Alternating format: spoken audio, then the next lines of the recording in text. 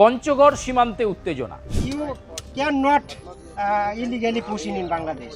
You can push into the India. No, no, no, no. You are doing the same thing, na? No, no. উত্তেজনা আরও একাধিক সীমান্ত। আপনি এখানে কাজ করলে আমাকে বলতে হবে। এখানে আমাকে বলতে হবে যে এখানে কাজ করতেছি আমি। আপনি আন্দাজে সীমান্তে চলে আসবেন, এটা তো হবে না ভাই। বিজিবি কিছুতেই মানতে পারছে না এই যে অনুপ্রবেশকারীরা একে একে ভারত ছেড়ে ফিরে আসছে বাংলাদেশে, নিজেদের দেশে, সেটা বিজিবি মানতে পারছে না। Please ask her. They born in India and they has Indian NID. Not allow. We will not never allow. তারা বলছে তারা বাংলাদেশি নাগরিক, অথচ বিজিবি বলছে অনুমতি নাই। অবৈধ কোনো প্রবেশের চেষ্টা করবেন না। তার কাটার বাইরে যে লোক প্রবেশ করাচ্ছেন অতি শীঘ্রে গেট খুলে ভেতরে প্রবেশ করায়। তাই বিভিন্ন জায়গাতে এই পঞ্চগড় সীমান্ত ছাড়া আরও অন্যান্য জায়গাও রয়েছে, এই সমস্ত সীমান্তে কিন্তু এই মুহূর্তে চরম উত্তেজনা রয়েছে। সময় যত গড়াচ্ছে ততই কিন্তু আরোই এই হোল্ডিং সেন্টারগুলো থেকে অনুপ্রবেশকারীরা বাংলাদেশের উদ্দেশ্যে যেতে শুরু করে দিয়েছে এবং বাংলাদেশ বুঝতে পারছে যে এই পরিস্থিতি তারা সামলাতে পারছে না। তা বলে দেশের মানুষকে তারা অগ্রাহ্য করতে পারে? এরা তো প্রত্যেকেই বাংলাদেশি নাগরিক, তার আকাঠ্য তথ্য প্রমাণ রয়েছে বিএসএফের কাছে।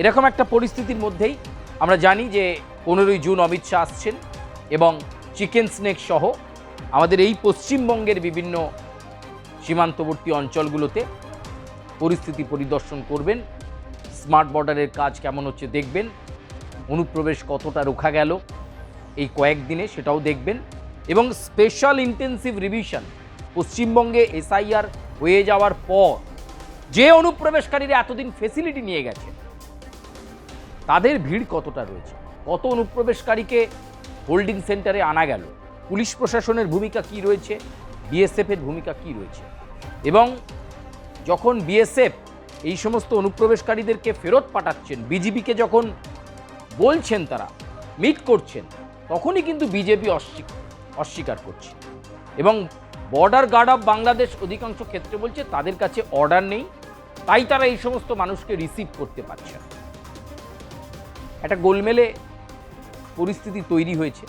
পঞ্চগড় সীমান্তের কথা এখানে বললাম, সেখানে প্রায় 32 জন মানুষ জিরো লাইনে কাটাচ্ছেন, যারা কিন্তু বাংলাদেশি নাগরিক। তারা অনুপ্রবেশ করেছিলেন এই ভারতবর্ষ তথা পশ্চিমবঙ্গের বিভিন্ন জায়গায় ছিলেন। এসআইআরে নাম বাদ যাওয়ার পরই তারা কিন্তু বেরিয়ে গেছেন বিভিন্ন জায়গায়।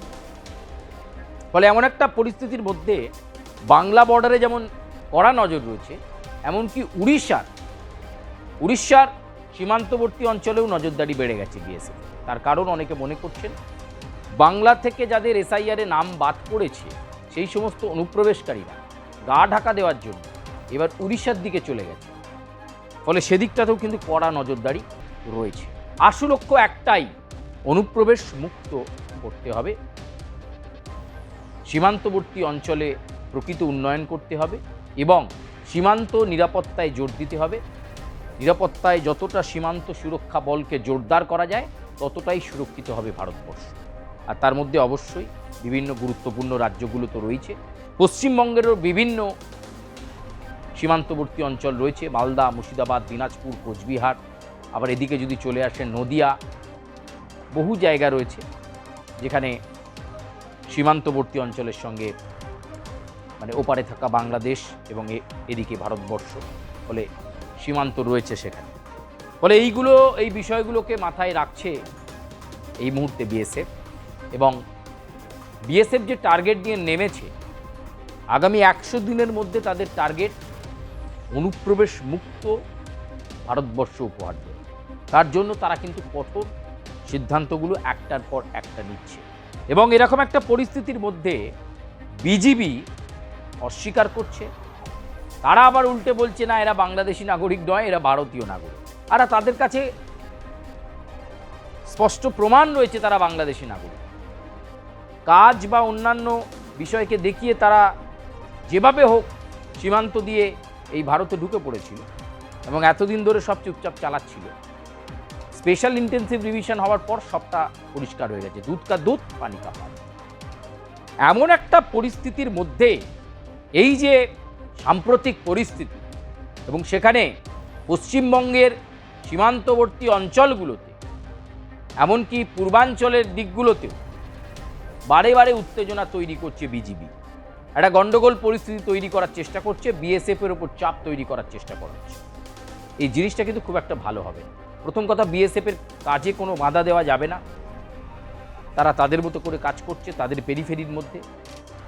দ্বিতীয় কথা, বিএসএফ তাদের পরিধি বুঝেই কোনটা তাদের করিডোর, কোনটা সীমান্তবর্তী অঞ্চল, কোনখানটা ফেন্সিং দেওয়া দরকার সেটা বুঝেই কিন্তু তারা তাদের কাজগুলো করছে।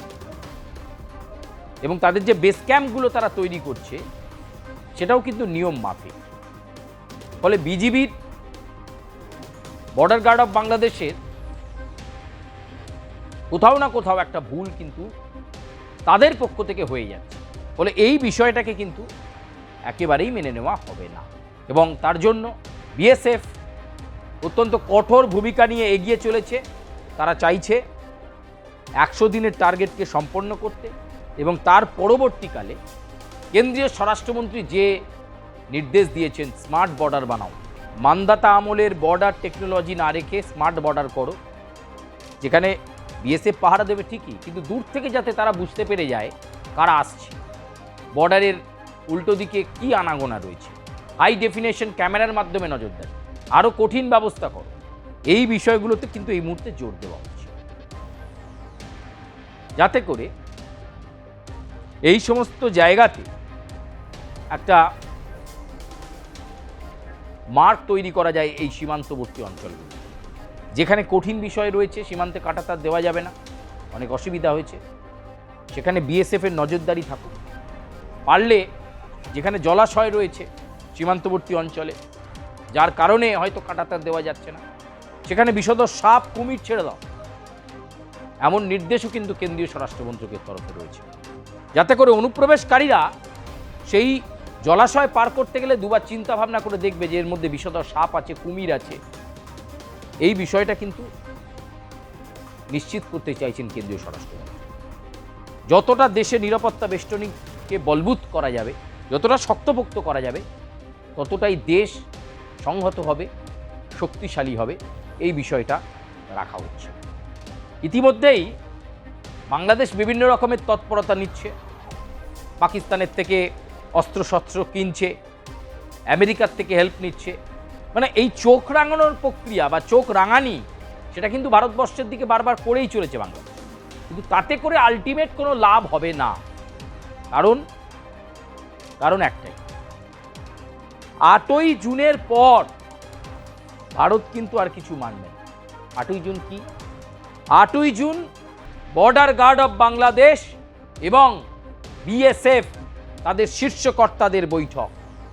সেই বৈঠকে বিএসএফ অবস্থান জানিয়ে দেবে সীমান্ত সুরক্ষায় বিএসএফ কেন জোর দিচ্ছে, আইন কি আছে, তারা কি করছে, কোথায় তারা জরিপ করছে, কোথায় তারা কাঁটাতার লাগাচ্ছে, কোথায় তারা বাফার জোন তৈরি করে রাখছে, কোথায় বিএসএফ স্থায়ী ক্যাম্প করছে, সবটা জানিয়ে দেওয়া হবে বিজিবি।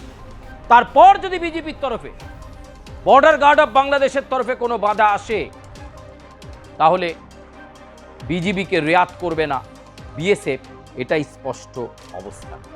ফ্রি হ্যান্ড দেওয়া রয়েছে বিএসএফ, সীমান্ত সুরক্ষায় জোর দাও। সীমান্ত সুরক্ষার সঙ্গে কোনো আপোষ নয়, যে এই সুরক্ষা দিতে বাধা সৃষ্টি করবে তার বিরুদ্ধেই পদক্ষেপ করে।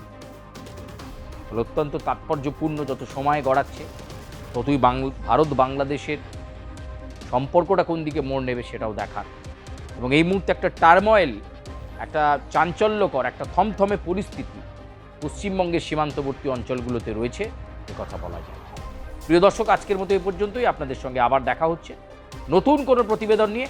অবশ্যই আপনারা লাইক করবেন, সাবস্ক্রাইব করবেন, বেল আইকনে প্রেস করতে ভুলবেন না এবং অবশ্যই আপনাদের সুচিন্তিত মতামত আমাদের কাছে জানাবেন, যাতে আমরা আপনাদের কাছে আরও লেটেস্ট খবর প্রতিবেদন আকারে আপনাদের সামনে তুলে ধরতে পারি।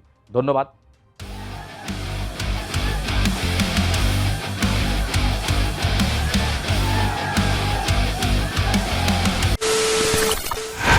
খবরের নামে প্রতিদিন সন্ধে আপনার ড্রয়িং রুমে কি শুধুই চিৎকার চেঁচামেচি খেয়ে আসে? বিতর্কের নামে চলে গালাগালি আর কাদা ছোড়াছুড়ি। এবার সময় পরিবর্তনের, কারণ আমরা কান ফাটানো চিৎকারে বিশ্বাস করি না। আমরা বিশ্বাস করি খবরের সত্যতায়। আমরা কোনো পক্ষের হয়ে গলা ফাটাই না, আমরা সাধারণ মানুষের হয়ে প্রশ্ন তুলি। চিৎকার নয়, শুধু খবর হবে যেখানে বিতর্ক আছে কিন্তু কুৎসিত ঝগড়া নেই। সঠিক তথ্য, বিশ্বস্ত খবর। নজর রাখুন আর প্লাস নিউজে।